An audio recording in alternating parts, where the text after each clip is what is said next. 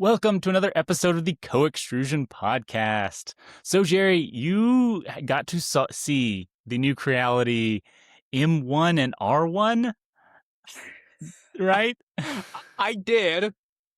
Yeah, I did. Yeah. Creality is making a at-home filament shredder and filament maker. I guess that's what you call it. Like, it melts plastic pellets into a spool of printable filament. Well, be careful. It Oh. doesn't just melt pellets. You can also melt plastic shreds, or, hold on, I'm on the website.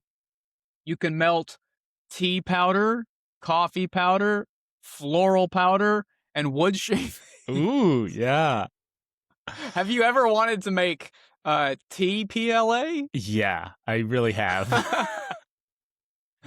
I mean, I've got some wood filament, but wood PLA and like the metal PLAs, and so wood coffee grounds. I've seen like CNC Kitchen has done some testing with coffee grounds into his filament. Yeah, I mean, so like, all joking aside, I mean, I have seen people do really wonderful things with wood filament, right? Mhm. It just has wood powder in it, but you can stain it and it can look like real wood if you print with fine layer lines. Like, however, yeah, it does. This is a machine that you can put in your house. I'm talking to you. You yeah. can put it in your house. And if we haven't been able to manufacture filament at home previously, it is a big ask, or not. Is ask the right word? It's a big something to assume that we can jump from just simply making a roll of filament all the way to like making wood filament. And Yeah. The one thing I'm so surprised with, so like we've seen other little projects to do this, and at least I've watched videos of people online, whether they DIY made the filament maker or I can't remember the brand. There's some other one that I know I've seen CNC Kitchen and some other YouTubers use. But every video on that is always them being like, okay, here's all the issues I had. And finally, after all of my testing, I was able to kind of make some usable filament. Yeah, I Yeah. want to give like a micro shout out to Jonathan from The Next Layer, because Yes. he has He's done a done ton. 3 or 4 videos, maybe more. He's done extensive research into at-home filament manufacturing, and he has had a lot of problems. Yeah. And there's so many issues with it. It's mainly with the recycling. I do think a lot of the issues a lot of people mention comes from shredding your prints into usable material again. You get random clumps in it, nozzle bits of metal that go into the print. And so they'll make filament and then shred that filament into pellets again and then make filament again, and it works really well. Like, yeah, like this is. I haven't paid attention to a lot of those videos because while this topic intrigues me, it does not intrigue me enough to watch videos on it. I have a lot of other things to do, but it is interesting to me because how do I collect my filament waste? I collect it in a cardboard box that's open to all the dust and all the debris, and I have cats in the house, and I find cat hair everywhere. There's literally cat hair on my desk, right? all over. So like, yeah.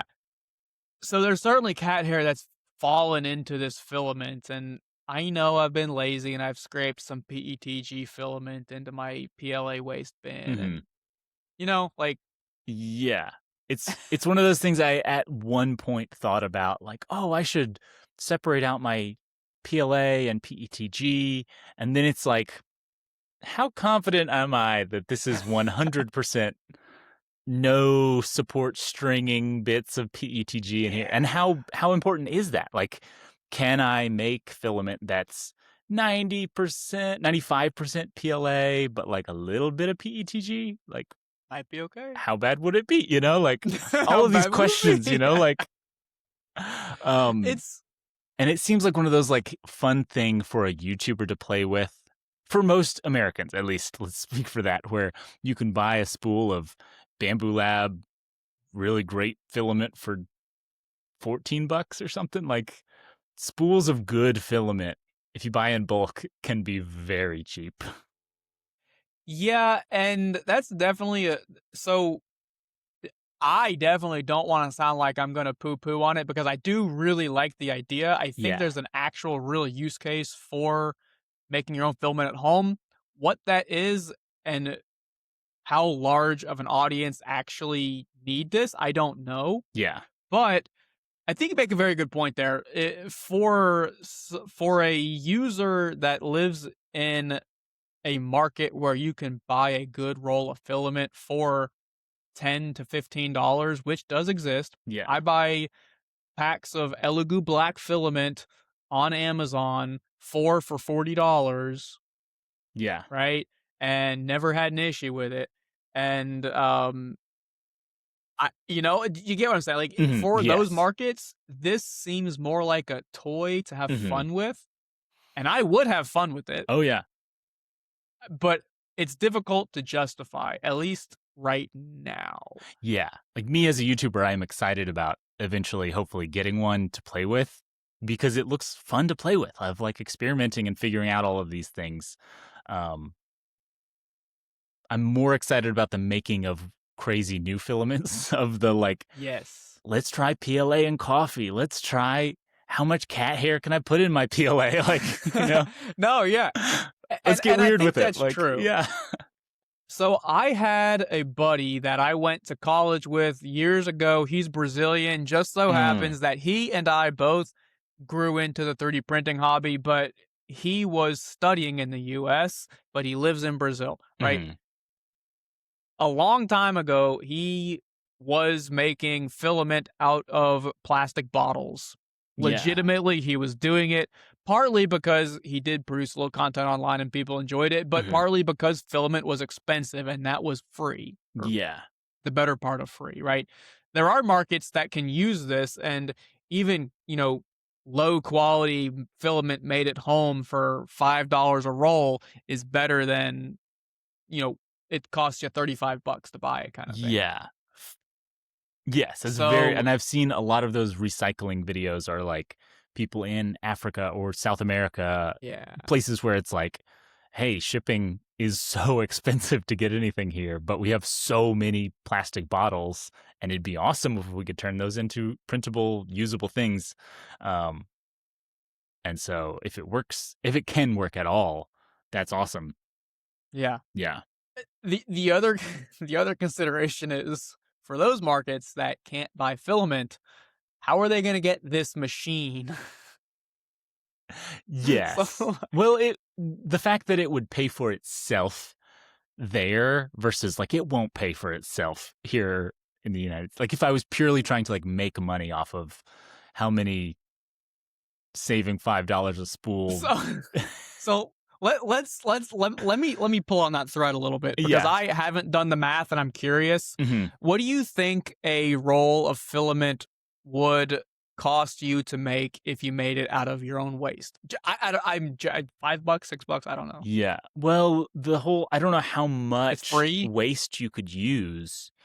Um, like how good will it be if you use waste? Because I know on here it's like, oh, you might need to use some unused pure pellets and mixing it with your waste to get like actually Yeah, usable.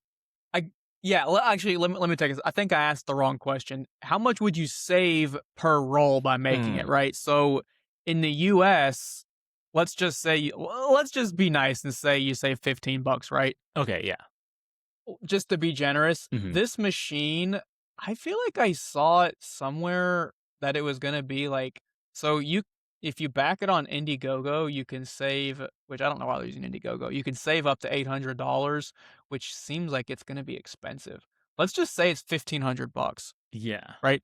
$1,500. If at $15 of savings, you got to make 100 rolls of filament before it even pays for itself. And 100 rolls of filament is, I mean, that's being generous. hmm You're probably not saving $15 because you can buy a roll for 10. For something, yeah. But if you save 15, how long does it take you to go through 100 rolls of filament? As a content creator, Even me, I don't print that much. I could see for like a school or like a community, like, in, um, but as an individual, yeah, 100 spools, a couple years. If you had a print farm or something, I don't know. I'm trying to think of like who needs this much. And like for a hobbyist, no. But like if you did have a print farm in Brazil, say, and But you're saving. you're not gonna want to use garbage, or I shouldn't say garbage. You're not gonna want to use That's true. presumably lower quality filament for your print farm. Yeah. So like, from my perspective, Hmm. I haven't quantified it, but I'm just guesstimating. If I remove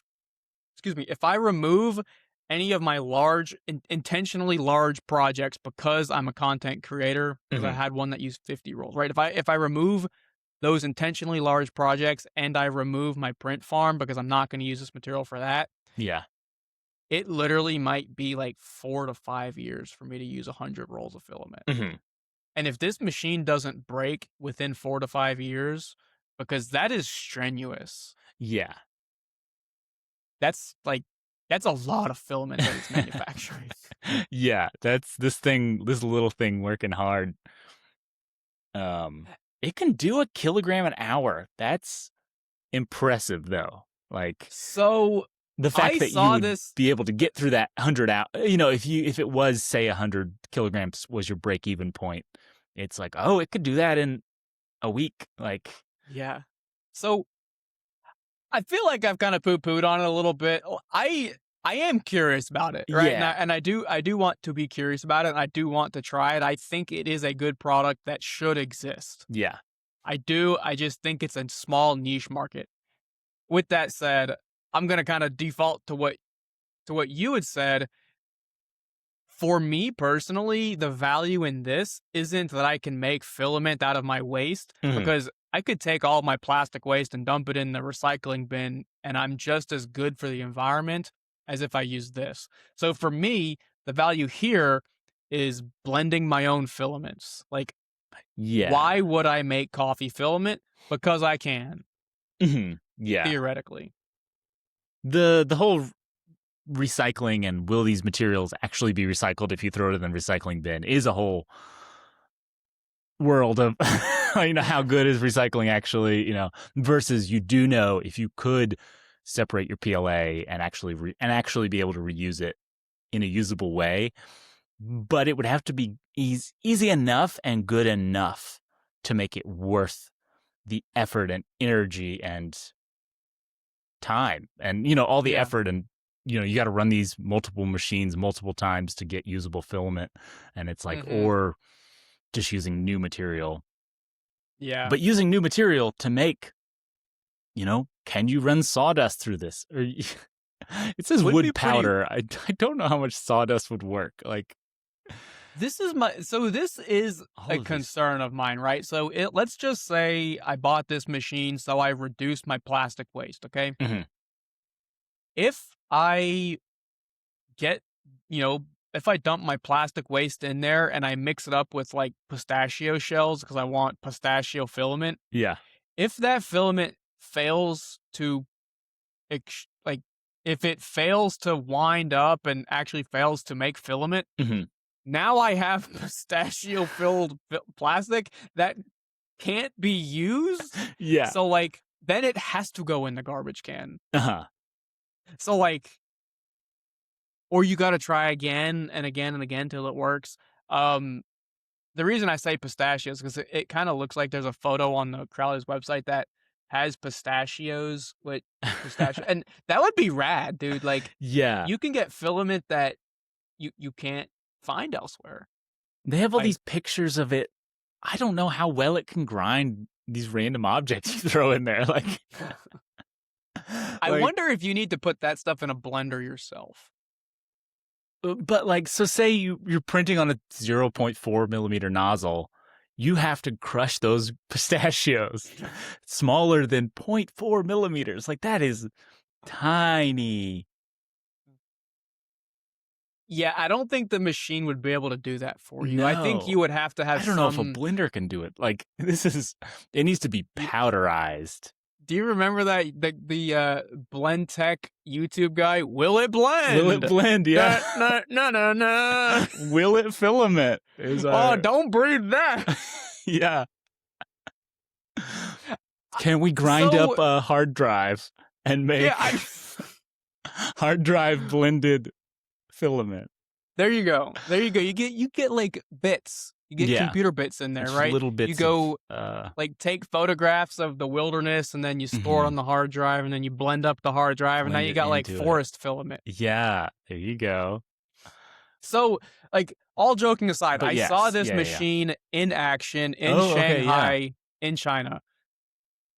Holy Toledo. It actually was cranking out a roll of filament per hour. Like, wow. Well, I didn't sit there for an hour, but it was cranking. Like, it was spinning quickly. Yeah. And I will say, they loaded it with virgin pellets and like colored pellets.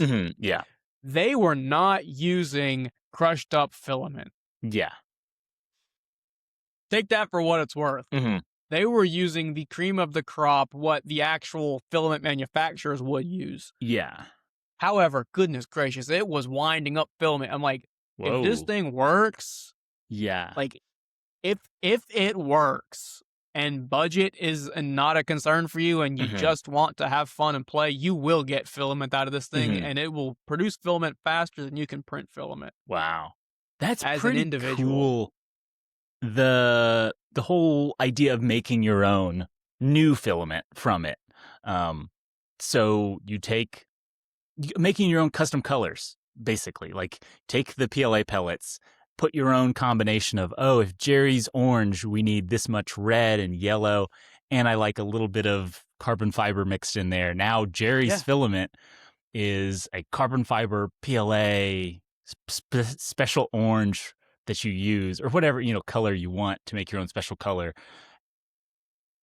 That's worth, I think, a lot more than, and it would still be cheaper than buying a spool. Like if you buy raw pellets and the colors and the add-ins can add up a cost, but the raw material can be around $5 a kilo. I think I looked it up at one point. Yeah. So I have a buddy that started to get interested in injection molding, and he wanted to find he wanted to find a plastic distributor that would sell to him. Yeah. That was essentially an impossible task. Yeah. In the United States, as someone that basically has access to whatever we want, if you're not buying 500 pounds at once, it's basically impossible. So you're not going to use this machine with virgin pellets and colorize it and coloring it with the only way that you'd be able to make your own custom colors is, and I hate to say it, but go buy filament and then make your own custom color, right? Yeah. They sell, so I've seen PLA pellets. Like you don't get those great prices, but you can buy small amounts. So if you're only looking for 10 kilograms at a time, those amounts you can buy, but it's still, it's close. Yeah, probably not 5, probably closer to $10 to $15 a kilogram. Okay. Which then you kind of lost all of your savings of, then you add color into there and then you're spending $20 a kilo to make your own filament. At that point, I think this conversation keeps cycling back to this one single, and I think you know where I'm going with this, but it keeps cycling back to if you want to do it, if you want to have another hobby in the 3D printing space.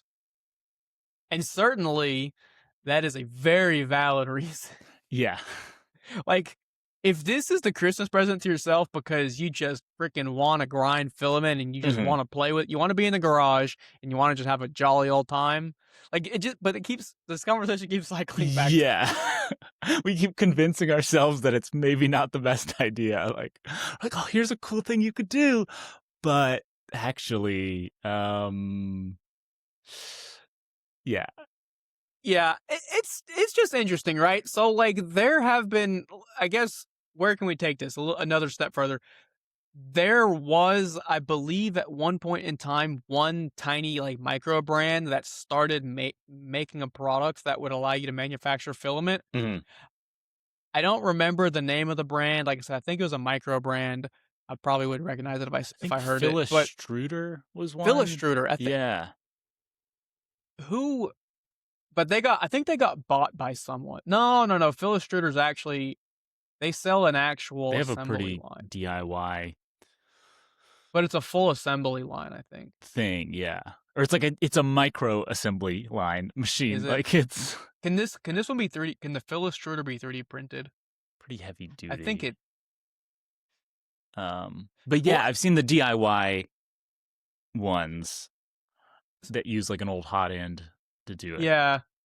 Well, so it's interesting that like no one else is in this space, Hmm. and I wonder a couple things. I wonder if those bigger brands have realized not that it's a small enough market that we're not going to make our money back on the research, development, and Hmm. manufacturing of this product, or I wonder if they've decided it's too difficult to produce a product that's going to function reliably. I wonder what the reason is because Yeah. there's all like even in those niche markets, there's usually at least a couple players. And this is the first time we've seen this, and this is like dumb technology. Like we're melting plastic and Yeah. spooling it up. Melt it through a hole, cool it down, Yeah. wind it up. Like it's super Yeah, yeah. simple, but very hard to do well. And I think a lot of it's just so hard to do well at a good price. And so many other You know? brands are just busy. Like, they're busy making actual printers. And Yeah. Creality And seems like such a big brand that they either they developed this just as a fun project or they probably brought someone else on. Like some of their things feel like they have another company brings them an idea and they're like, yeah, we want to do that. Yeah. yeah. Hey, I got a question, JJ. Have you seen a professional filament manufacturing line, and do you know what goes into it and how it's made, essentially? Yes, yeah. So I've seen the one here in Huntsville, the American Filament. So they melt their filament, they run it through a bath of cold water or room temperature water to cool it down a little bit, and then it runs through or multiple baths of water, and then it goes through a an automatic something that checks the size of the filament, and if it's out of spec, it cuts it automatically, and the speed in which the assembly line pulls the filament determines how thick it is, and if it is out of spec, it slows it down and speeds it. You know? Yes, yeah. So on one side of the room, there's a mega hot end that's melting and pushing out the plastic. Um, and then, yeah, it runs through a water bath because water will push on it from all edge angles. So that makes it a round bit. And on the end Oh, of the other end of the room is where it's pulling, and how hard it pulls is how it basically gets it to the right diameter. So it pulls harder to make it smaller and lighter to make it wider. Um, and they didn't have an automatic cutter. It would just have an alarm going off every time it was not to spec. yeah, Um, Basically, that was just when they were getting the line up and running. They would bypass the alarm because it was so freaking loud. But then once that's funny. they were like, okay, till it has to roll through a few kilos before it's to spec, and then they put it back in the measuring device. And then there's a whole giant mechanism of when one roll is done, so that they can take it off, and it's sort of a giant buffer system of like the filament is still being constantly being produced and has to go somewhere. So while you're Oh yeah, getting one spool off and loading another one on, that buffer is filling up of filament, and then it unloads down onto the next knob. Like it's a small, and this is small scale manufacturer, and it's still crazy complex to see how they yeah. could do it. So you summarized that way better than I ever could because I've never actually had a tour of one of these facilities. I Yeah. just have seen them in action. Mhm. And what you said about the water actually making it round, I didn't know that. And that goes into my next question. This thing obviously doesn't have a water bath. It obviously doesn't have any, I mean, certainly it's like pushing it, like it, maybe it's, maybe it's tensioning to get the right size. I don't know. Like, they don't tell us how the sausage is made or how the filament's made. They just, here's filament. Yeah. So it looks like, and I've been watching all these little clips on their website of it looks like there is the spooling mechanism would have to be what's creating that tension to keep it at the right size. And it says it's got 3 zones of heating, which is important with something about your heating curve. So on a big scale manufacturer would have way more than 3 heating zones. Something about stepping up the temperature correctly is a whole delicate science thing. And then it says there's 8 zones of cooling. Air cooling. Air cooling. So which one was it? The Proto Pasta. I talked to them at one of those shows, and they talked about they use air cooling, but they were like, it's a crazy engineering thing that their guy was able to figure out how to do it with air. Like, to make it good with air is just like really difficult, but you can make it a lot smaller because you don't need this long bath that the filament runs through. So Well, yeah, maybe because we're producing 1 kilogram an hour rather than 1 kilogram every 3 minutes. yeah, Maybe air cooling is not a limiting factor. Right? Maybe yeah, water cooling, or I don't know how to word that, but yeah. maybe you don't need water cooling because you're producing filament, and I'm gonna put this in quotes, but so So slowly because slowly, yeah, a kilogram an hour for an individual is remarkably fast, yeah, right? Um, anyway, it's interesting because yeah. you actually, I mean, you provided a lot of information that I didn't know, but like I've seen these lines, like an assembly line for filament is like 75 feet long Mm-hmm. They can or be 50. They're huge. Yeah. And largely because of that, you're like the whole melting correctly. It's not just like on a printer, you have one single nozzle and one single point of heat. It's like it's cold coming in, get it really hot and cool it back down. With this, it's Yeah. like, okay, you need to ramp up the temperature and then slowly ramp down the temperature through the baths that it goes through. Mm-hmm. Because normally the baths are heated to different temperatures. So it's like your first bath is pretty hot and then slightly cooler, and this something about Makes sense. so that the tensioner can like really still stretch it a little bit. But then by the last bath is a room temperature to get it to, normal ambient temperature filament to spool it. Science. But all of these things to do it in a compact thing with air. It sounds difficult and impressive if they can do impressive. it. Yeah. It is impressive. So another thing I want to mention, we are, I guess, running up to our time, but Yeah. it says, and I want to get your take on this because I don't know if it matters. So you can produce a kilogram an hour at home, but your tolerance is plus or minus 0.05 millimeters. When was the last time you saw a roll of filament sold online that had a tolerance at anything greater than 0.03? Yeah. I haven't seen that in a long time. It's been years. Every brand is so 3, accurate 4 now. years. And like, it's a total, genuine, honest to goodness question.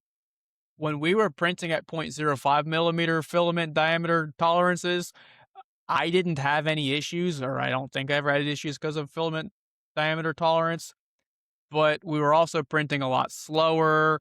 That's going to change your flow. Mm-hmm. It's Yeah. definitely going to change your flow. Is it going to change your flow enough to matter? I don't know. Yeah. Like, it's one of those where I think in the last 5 years, printers have gotten so much better, but materials have gotten so much better. So we're all printing with like really good filament now, comparatively.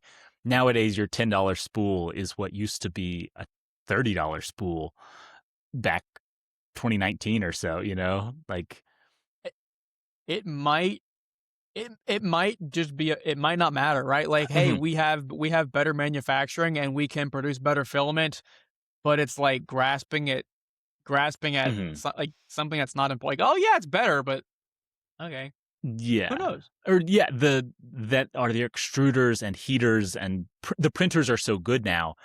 Maybe it won't clog and like shut down the printer because the filament slightly Yeah. changed, you know. If you don't get a pistachio shell that's too big to be extruded. Yeah. Nowadays I can just flush it right through. Versus like an original Ender 3, if those have a bit of dust falls on it wrong, some light hits Don't it look at wrong, it. it'll clog.